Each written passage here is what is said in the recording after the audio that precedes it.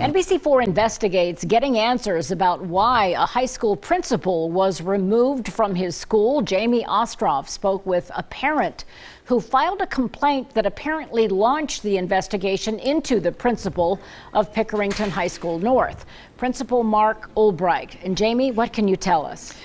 Yeah, Colleen, Principal Mark Ulbricht hasn't been in his school since the district placed him on administrative leave January 28th. He started working out of the district office earlier this month and still isn't allowed back inside Pickerington North while this investigation continues. Pickerington local schools will not tell us why it is investigating Ulbricht, but the parent who complained says Ulbricht needs to be held accountable for allowing a sex offender to walk the halls of the school. I have 3 reports from the Fairfield County Sheriff's Office. Each names the same Pickerington North student. Each describes a separate incident of sexual misconduct against a different child under the age of 9. According to the reports, the first incident happened in June at a local swimming pool. The teen, 14 at the time, was charged with rape. The second in August, outside a house where a party was being held. The teen was charged with gross sexual imposition. He was found delinquent on both charges. That's the juvenile equivalent of guilty. A parent of the first victim says a juvenile court judge first ordered the teen not to come back to school in person, but then allowed him to return in January with the school's consent.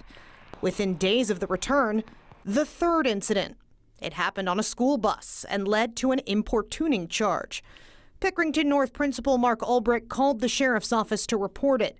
But the first victim's parent says Ulbricht was the one who agreed to accept the offender back at school.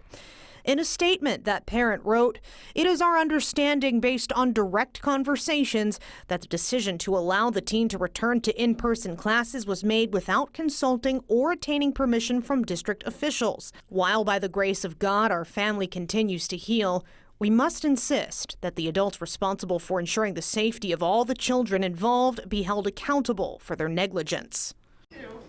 Now, the exact terms of that teen's return to school are not clear because of his age. We couldn't get that information from the juvenile court or Pickerington local schools. They wouldn't turn over that information when I asked. I also called the superintendent's office there. The woman who answered the phone said Dr. Chris Briggs would not comment on what she called a personnel matter. Because that offender is a child, we are not reporting his name or the names of anyone in his family. That incident report, though, does note that his father is an educator.